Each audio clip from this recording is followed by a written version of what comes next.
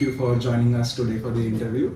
And to start with, if you could just give us a brief idea of why did you choose to do this book? What inspired you or initiated you to write this? And actually, there was no initial idea of creating this book or this. Especially, this is a photographic book. It's a visual narrative of the entire Kumbh Mela happened in Nasik and Trimbakeshwar 2015. That is last Kumbh. So initially, I was very much passionate about shooting this event, keeping a record of that for my own personal use or personal collection.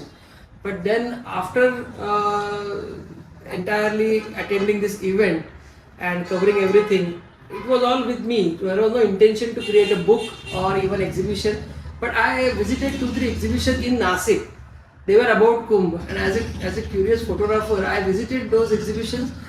But unfortunately, I found that only the characteristic of sadhus or the particular cult, the people were highlighted, and there was no connection of that particular Kumbh Mela event with the city or about that entire gamut. It was only specific about expressions.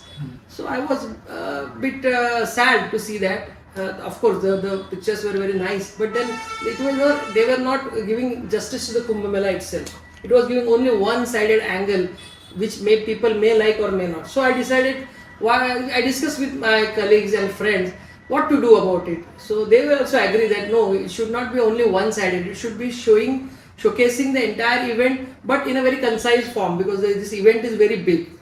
So we decided. One of the friends suggested, why don't we make a book?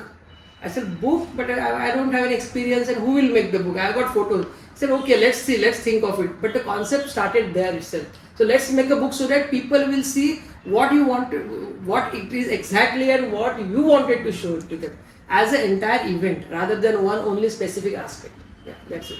So I think you have seen multiple Kumbhs in Nasik, not only this one. Yeah, maybe third Kumbh. Right. So because you have seen so many Kumbhs, which maybe not as many people of the city may have seen, what are your experiences of the transformations which have happened in the Kumbh over the years? Yeah, I remember 1991 Kumbh. There is a very interesting chronology. 1991 Kumbh, I was in first year architecture in Mumbai. I was not even interested. I came just one day for a year and I was just boggled with this entire crowd, and I went back because I was completely focused on my that architecture. So Kumbh was this event, just Nasik host that event. But 2003, I attended that event as a visitor, but didn't photograph anything. But on the third, that Shahi Snan, or that is the holy incident, I mean the holy day, I got charged at the place itself, Ram Kund, and that Nasik Kumbh where it happens. And I thought that I could have shooted this entire thing or shot this, and then it is that energy or that kind of a feel I got. Okay, I would rather call it current, but it was too late because that was the third Shahi Snan or third holy day. So after that, the main Kumbh Mela was over. So that time I decided that the next Kumbh, probably if I am in Nasik, it always happen after 12 years, then I am going to shoot this, that's it. So before 1 year of Kumbh Mela, I started taking permissions for photography, went to government offices, went to press, can I get a card, because I was completely having idea or the intention to shoot that event from my perspective as a photographer. Okay, so that was the chronology of 3 Kumbh Mela. But what I found is 91 I didn't attend, but 2003 and 2015 there was a drastic change because of the social media. Okay, again awareness, more and more people were aware and they were passionate to visit. And you must have observed in latest Mahakumbh at Prayagraj, so many crore people visited, because that has become a kind of a you can say in a very crude way, hype or kind of a celebration where one has to go. It's about my prestige if I visit or not. So there are two things. One is the faith and astha, we call in Sanskrit, and second is the event. So there are many people who go for the astha or a tradition. Many people go for this event. So that's the transformation I found in these 2 Kumbh, and maybe probably 2027 there will be more and more social media presence and more event oriented people will come over there. What I feel is. Thank you. You have also seen the city when the Kumbh is not happening, all these spaces when the Kumbh is not Yeah. happening, and also when the Kumbh happens. Yeah. So can you share your experiences how these spaces as an architect and photographer transform in these? Absolutely, absolutely. You asked a right question, because when there is no Kumbh for 10 years, 11 years, but Kumbh Mela, the preparation started 1 year before, actual at site, and it is at peak 1 or 2 months earlier. So it's like a wedding. So bride, groom, both parties, they get prepared for that big event. But before that, it is all silence. And rather than people are not caring about that river, that place, most of them are careless. Okay, they make mess over there. So it is not a very pleasant place. And also the one difference, that usual time there is no flowing water to the river all the time. But in Kumbh, which especially in book also I have mentioned, Nasik Kumbh has a special characteristic because it happens in the rainy season, August and September. That time there is a good rains, and also the water is flowing. So it is good to see that waterscapes, those people enjoying that space, and also devotees come over there. So before 2 months of Kumbh, the entire scenario changes. That's why I started this book. The first chapter is about the context, the Goda Ghat. You are not jumping directly on the Kumbh Mela event. The book talks about first it starts with 2003 Kumbh as a preamble. That what happened last time, just a brief summary done by Ritu Sharma, written by her. And then as we go ahead, the first is the context, that is Goda Ghat, the place where the Kumbh happens, the temples around, waterscapes, morning time, evening time, devotees, people, gathering, all this is covered into that. So there is a stark difference. Also, the government agencies, the Kumbh Mela committee and the local organization, they get geared up. They clean the things, they decorate the bridges, they decorate the places. Especially cleaning makes a lot of difference. And make it clean, neat. I think one of the reasons why Nasik's Kumbh is also unique is because it happens in 2 locations as such. Of course. So I think you have also mentioned that Correct. in your book. Preface. So that's one thing which is unique, and maybe you want to talk a bit more also about that phenomenon. So as per my information earlier, see, the Kumbh happens at 4 places: Haridwar, Ujjain, Nasik, and Prayagraj. So Nasik has got speciality because Kumbh happens at 2 locations. Now why? The legend says that it used to happen at one place, but then there were 2 cults, Shaivites and Vaishnavites, 2 different cults, worshipping Vishnu and worshipping Shiva. They had once fight in Peshwa region. So Peshwa took that decision that let Shaiva goes to Trimbakeshwar, because that's one of the Jyotirlinga and that's a Shiva deity. And being Prabhu Ramchandra's presence in Nasik, it has become a Vishnu's worshipper. So Vaishnav come to Nasik, and Shaiv goes to, or Naga sadhus especially go to Trambak. So this bifurcation has been done. I don't have authentic information about it, but people say that this happened. So there are 2 different Kumbh Melas. Secondly, here regular Vaishnavas people or sadhus come over there, where there is a Naga sadhus in Trambak. So they don't wear any clothes. They are all cladded with that bhasma. So the Kumbh Mela starts early morning or late night over there, and it ends that Shahi Snan and bathing ceremonies ends at morning 7-8. Here it starts at 8 and it goes on as per the people come. So that's certain differences between these 2. Also one more difference: Nasik Kumbh happens on the river front. It's flowing water. Trimbakeshwar Kumbh happens at a holy kund called Kushavar. It's a stagnant water, but the water supply is there. But then it is not a flowing water; it's like a kund. So like old thermi or bath, they take a holy dip in that particular kund. It's which is a big kund, but that is it. That's the 2 difference between these 2 locations and the characteristic of Nasik Kumbh itself. So when so many people visit the city, their needs need to be accommodated, their residence requirements, their food requirements, all such things need to be accommodated. So it's a big task for the government to accommodate them. And a lot of the things change. So in 2015 Kumbh, we saw the Sadhugram which was made at a huge scale. So when you are talking about the Kumbh, how do you look at these aspects of what happens outside the area of bathing? Absolutely, it is like it is wonder like how people travel through local trains, and in a peak time, and in a usual time there is at least some breathing space, but in peak time how people travel, because they adjust themselves.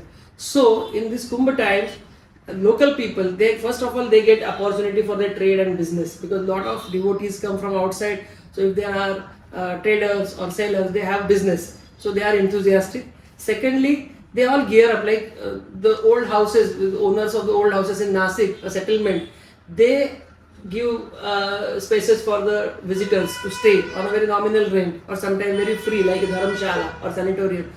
So people get acquainted with this. This is a traditional event happening for so many hundreds of years. And second important thing is there is no invitation for this event. Which is biggest characteristic of this Kumbh Mela everywhere in India, that there is no invitation. Nobody invites anybody. It's free for all, open for all. So people gear up.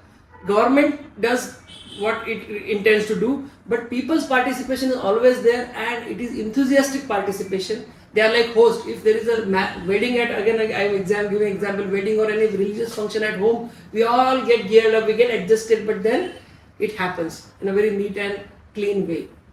So after the 2015 Kumbh, there was also a lot of concretization which was in the news for all the environmental issues and such which came up during the 2015 Kumbh. So there was a push for deconcretizing the ghats later on, and eventually that happened through a judicial procedure.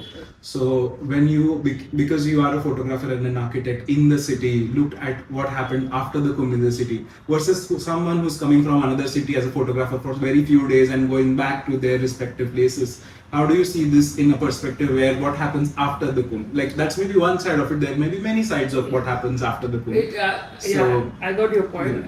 It's like, I will give you example like Olympics. Mm-hmm. Olympics happen after 4 years in the cities. So it gears up for the Olympics. There are infrastructural developments. There are many developments in that particular city. And then after Olympics, slowly it gets fade away. Okay, but few years people enjoy that, and people see the beauty or the utility out of that. For example, Nasik, we get good roads, they are maintained. For that matter, we are talking about the water and the waterscapes and ghats. So concretization has been done already last time, and in my opinion, it was too much. Which should have been avoided. Especially Ramkunda, where natural streams are coming. People say that now they have stopped, or they are very much on a very low kind of intensity. So which is not good for environment basically. Secondly, last year also I have experience which I can share, that making a Ram Ghat. Ramkunda is a very small pocket in that particular river, Nasik Goda Ghat, or the river region, where the Kumbh Mela actually happened. People have belief or faith over there, but then the authorities extended that till long spaces, and they just built a concrete ghat on Godavari river. The river is same, but the spot is not same. People didn't accept that. We have example that people came to Dasak Panchak area, which are outskirts of Nasik, but Godavari flows over there. They were ghat well done. They refused to go there and bathe because they said we want to come to that particular point. People have got that faith that Ramkunda, which is name of the Prabhu Ramchandra, where I want to take a holy dip, that is what people still intend. And if you disturb that particular infrastructure, if in the authorities or something, then I think it is going to hamper the long-term prospects of it also, because people's faith is always intact. It doesn't change. So that's what I observed last time. So there are a lot of push of people, particularly in Kumbh Mela, to come to the main spot or main holy space like that. Okay. So that is the thing. And thereafter, once the water is not there or flowing water is not there, you can see that hard concrete, less vegetation, and non-maintenance of those ghats, which is kind of a negative point of that particular development, I feel. So, in continuation, I have a couple of questions. One is that time, the auspicious time is very important for someone to take a bath in that holy space. So space is limited, time is limited. In that particular time, with the swelling of the number of crowd, how do we manage that crowd if we cannot divert them to, let's say, the Sakpanchak or Tapovan, and they all want to come? As an architect, I just want to know your opinion. How can we manage this? I think I attended, as I told you, attended to Kumbh Mela. I think most of the time people have their own self-discipline. Only they require to direct, because everyone wants to take a holy dip, but everyone understands that if we do a mess over there can be a calamity, or there can be some stampede or something. So people are also aware of that, and the supreme aim of everyone, a devotee, is to have a holy dip and get that satisfaction. Okay, so they try to adjust themselves. Government keep their own arrangement. Police department does a great work over there. There are so many social activists and organizations take voluntary participation into that. So the thing happen and will happen. Only thing is that because of this social media and the kind of event hype, many people come over there. But then they also keep away from that particular day. I have seen many people, they don't go on that particular day because Kumbh Mela is a 1 year process. The flag hoisting, after the flag hoisting, the Kumbh Mela period is 1 year, which we have mentioned in the book also. So, but there are 3 holy days which are the most important as per celestial thing. So everyone wants to go over there, and we have a traditional system that first all this holy people, the sadhus, will take a bath as per their akharas, as per their sequence. They are all fixed. There is no breach of discipline usually. Thereafter, once they do that, because that is their first right or first privilege rather, and then local people, local sages, saints, they try to take a bath, and thereafter normal people like you and me, they go and enter. So we have to keep patience and then go enter.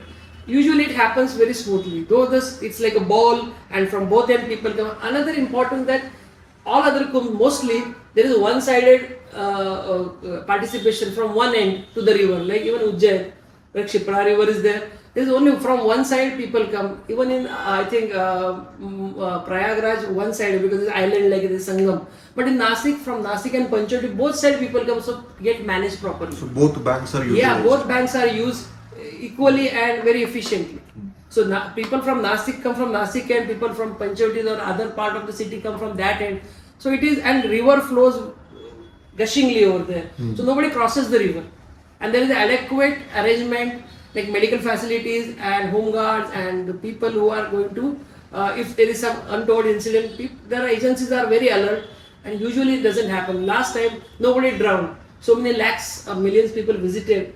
They had holy dip, but nobody drowned or nobody washed away because of this arrangements, local arrangements. So we must give credit to the government as well. There is immense pressure on them to make this event successful.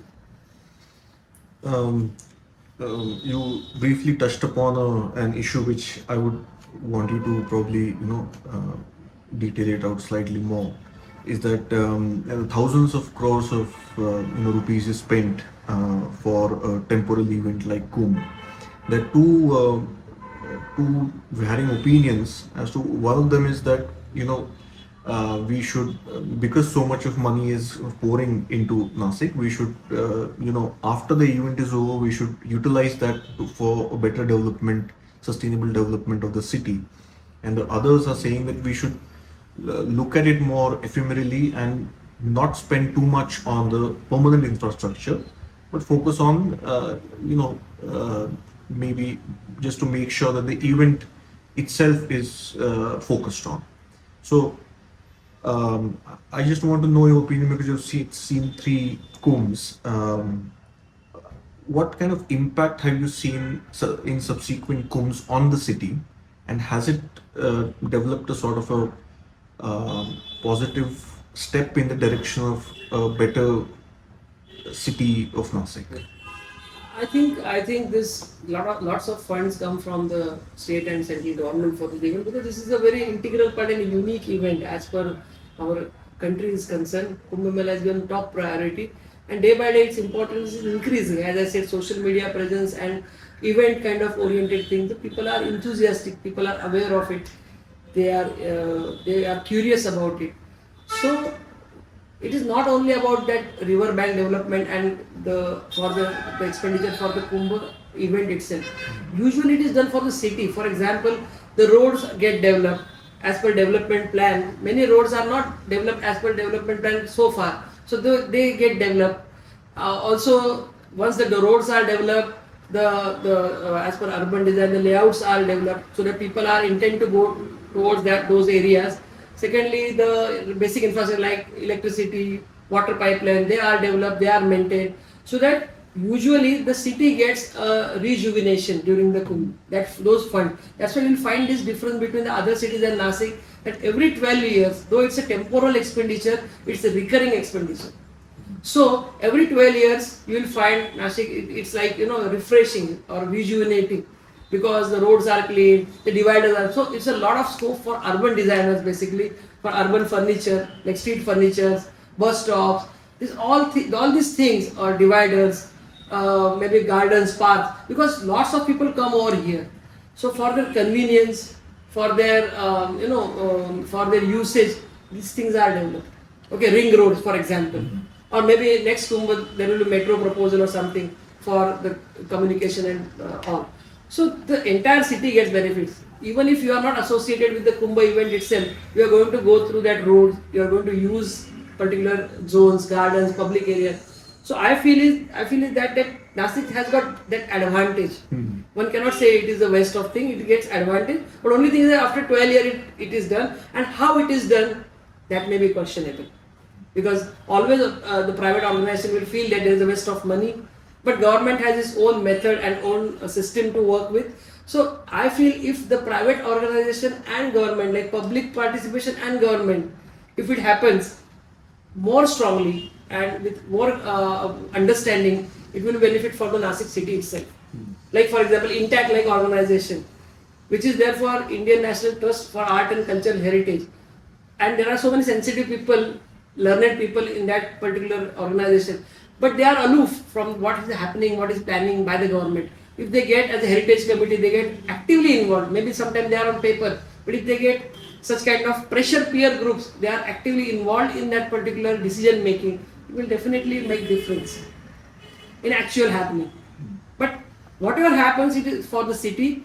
Again, I am telling, even if you are not part of that festival, you get benefited, you get that benefit. That's what I feel. So, you also said that Kumbh is gaining a lot of popularity day by day, year by year, and we agree with that because in 2017 UNESCO declared this as an intangible, cultural heritage of humanity. And according to our estimate, that the number of pilgrims who are going to attend Kumbh in 2027 is going to be multifold. Double than what our expectations is.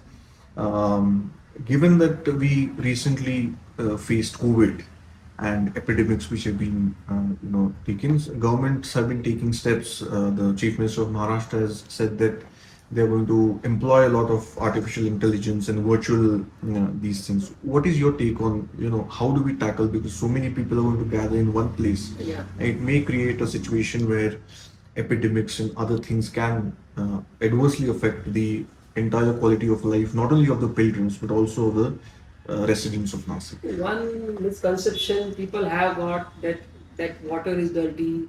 It may have the epidemic or kind of diseases and all. But over the period of last so many kumbhs in Nasik, no cases at a larger scale have been mentioned or developed, or it is in news that it happened, because it's always a flowing water. First of all, it is very, very important. The authorities and government make arrangement that even if there is rains or no rains, they send more and more water so that the water is always flowing. Flowing water doesn't have that much of possibilities of having it.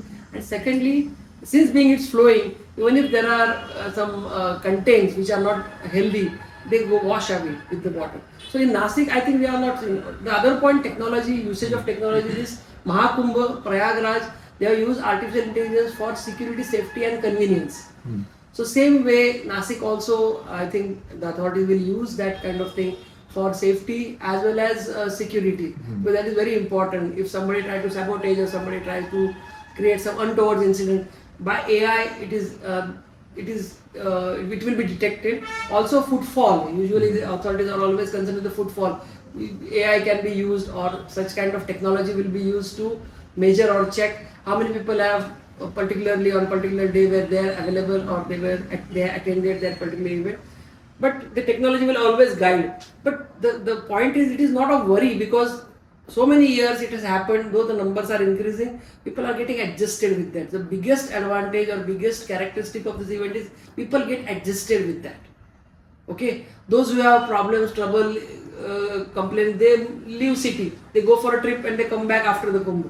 But then many people who host this or stay over there, they are mentally prepared. Once you are mentally prepared, there are less issues. What I feel is again a psychology.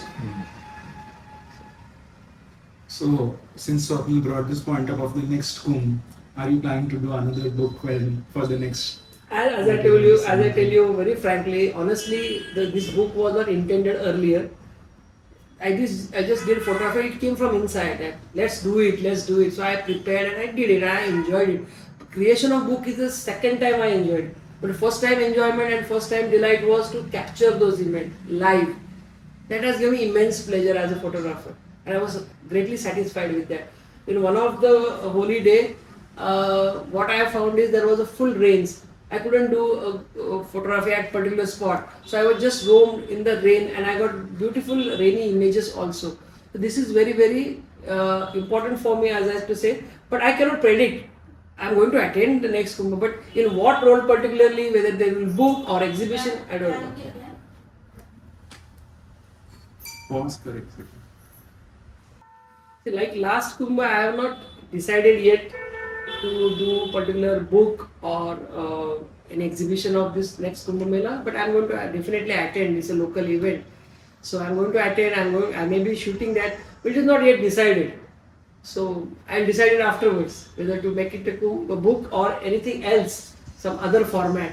That is not been decided. So, because you being an architect photographer again, and I'm bringing this up, what are the perspectives that open up when you visited this for your specifically with this reason of photographing the Kumbh? How do you see it differently than a normal visitor who's not going there as a photographer or an architect? Yeah, exactly. So I see, like I told you, the earlier Kumbh, I was a common man visiting the Kumbh and seeing the places. So I understood the event, how it happens and how does it work, because it's a more towards very systematic event. So I was not aware of that, but then certain things were extempore. That when I went over there, I found that from this particular angle I can shoot properly. Then I realized that there is too much of rush over there because lots of other photographers are also there, devotees are there. So I changed certain time. I changed my position. Certain time I went earlier, much earlier, so that I can procure a proper place and what angle I can take. Which is the and this most important thing, I didn't have professional gears for this. This has been shot on point and shoot camera and certain mobile pictures also. So I had my own limitation. That's why I said the book making was not the intention. So there are thousands of photographs, out of which the best photographs, good resolution, we have put it up in this book. So but the intention was there, how to shoot. There was always a thinking. Every day there was a thought in mind that how I am going to cover this, how I am going to shoot it as a bouquet of flowers ultimately. And ultimately it was recorded as a bouquet of flowers of this particular event, which has got 4 chapters, and the context, the holy bathing, and Nasik Trimbakeshwar, and the last is expressions. The expression part is the last of this book, which people like, of course, but that is the last. That is not the main thing. So I have given the expression also its own credit, but that is the last part. So maybe next time it will be a completely different format.